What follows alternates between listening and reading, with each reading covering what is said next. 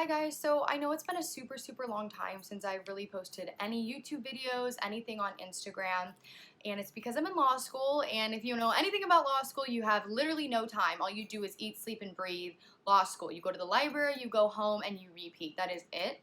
And I really have been missing posting videos. I haven't really had any time to do that. Now, as you guys all know, with the coronavirus happening, I've been quarantined. I haven't been going to class. I've been doing it via Zoom, which is quite an interesting experience in and of itself. But I've had a little bit of extra time. Not too much time. I have finals approaching in 2 weeks, but I really wanted to just come on here and talk to you guys a little bit more about what's happening with the coronavirus and I guess my own personal experience as of right now, what I have kind of seen and experienced, and just a couple things I wanted to kind of bring your guys' attention to that I wasn't really aware of, and I think it'd be really helpful.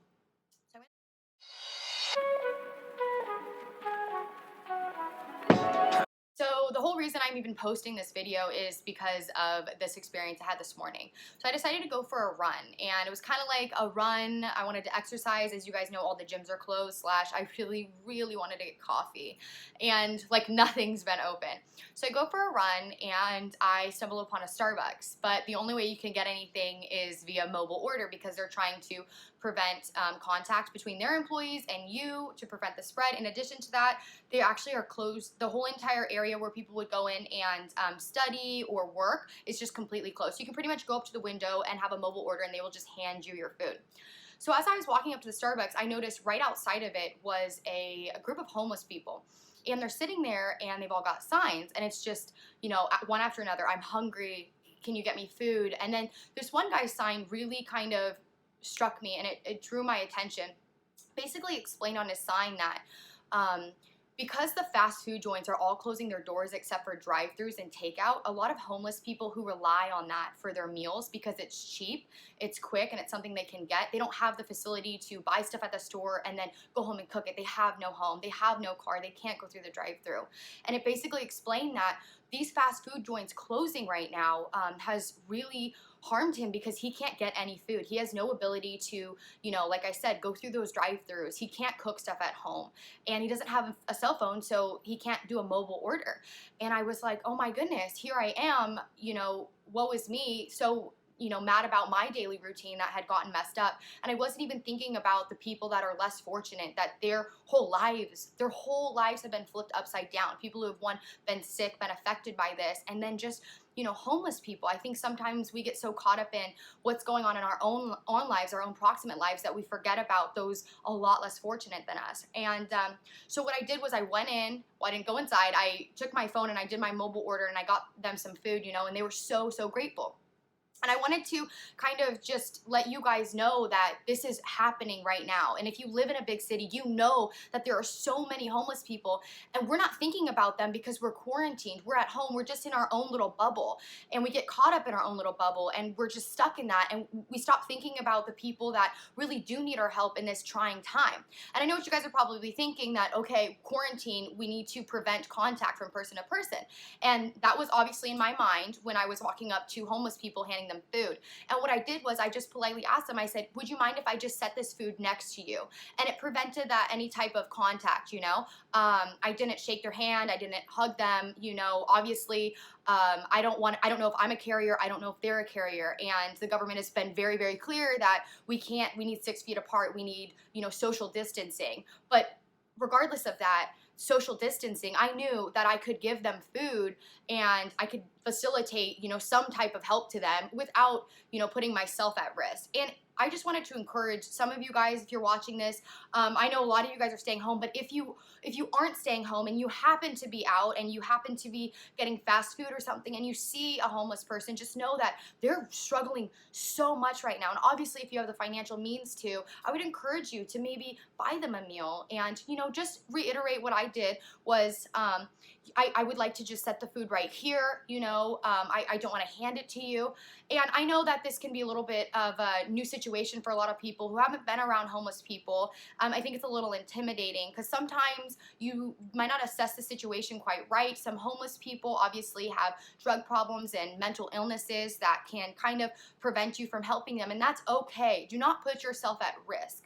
But if you happen to see somebody out there and they have a sign and they're hungry, maybe be that person that can give them one warm meal for that day. You know, maybe get an extra hamburger while you're going through the drive-thru, get extra french fries, because it really just has affected them so much. They can't go to a grocery store and buy a ton of canned foods. They can't walk around with it. It's super heavy. They can't even buy raw food. They can't cook it. So just maybe keep that in mind while you guys are struggling with, you know, everything in your lives being canceled the same way it is with me. It's always harder on somebody else. There's always people out there that need more support, have less financial means, just need a little bit more help. So I just thought I'd share that with you guys. It really touched me. It kind of just made me wake up a little bit. I've just kind of been in, you know, like I said, a bubble and thinking about my daily routine that's been affected by this, when I haven't even thought about the people that are severely suffering right now from everything that's just going on. And I guess a little side note besides that, I do know how to make hand sanitizer, which I would be making if I could buy the, you know, the products I needed to make it. But if you do have these household items, I can just explain real quick. All you need is aloe vera and some rubbing alcohol. Rubbing alcohol is a little bit higher content, so you might want to dilute it a little bit. I think rubbing alcohol is generally about 70%.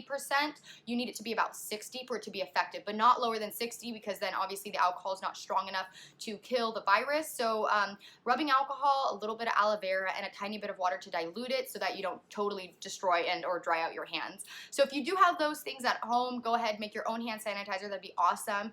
And then just remember, when you're going to the grocery store and you are buying, you know, essential things like food and toilet paper, just make sure you keep in mind that there are people that can only buy things that have food stamp stickers on them. So if you have financial means and you can buy something else that doesn't have a food stamp ticket, go ahead and get that, because right now people are having to stock up also, and they're only able to use food stamps. They don't have the kind of money to just go ahead and choose any type of product on the shelf. So just keep that in mind when you are out at the grocery store, if you do go out.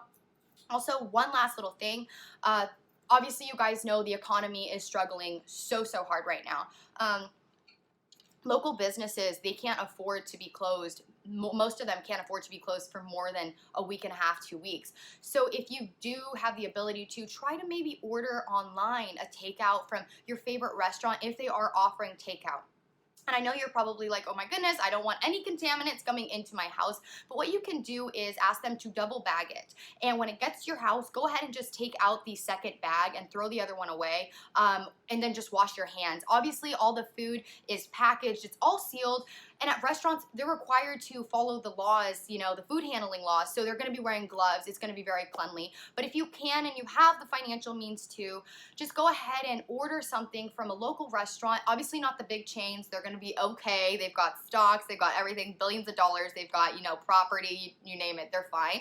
But if it is a local restaurant that you particularly like and you want to support their business, go ahead and maybe once or twice a week, order something out online and have it delivered to your house, just to try to help stimulate the economy as best as you can. So yeah, I guess that was just my little rant about things that I've experienced so far, and just a couple little things I think everybody could do to maybe help and do their little part. And like I've said, I don't know if you guys have probably seen my story, but I posted, I said, we are writing history right now. I am obviously a huge fan of history because I was a history major when I was an undergrad. So we are currently writing, you know, the history of the world, 2020 world history as we speak. And the United States, as us as a nation, we have a choice and we have a chance right now to really change things and to write history in a great way. We don't want it to say, you know, the nation was divided and people were fighting over toilet paper and there was, you know, unrest. We want it to say that we stood together, obviously together but apart because we're social distancing, but we came together and we spread love and we were united in the face of a pandemic that has tore a lot of countries apart. I don't know if you guys are familiar with this, but Italy actually just passed China for the most deaths. So just keep that kind of stuff in mind, that we are writing history right now and we have this beautiful opportunity to make it great, to do great things, and to put out in the world what we want to see. So I hope you guys are okay. I hope you guys have enough food and water and you're being safe and you're helping those who really could use your help. Obviously not at the detriment of your own health, but if you have the ability and you have the financial means, please keep them in your thoughts, your prayers, and if you can, help others. Thank you guys so much for listening. Have a great day. Bye.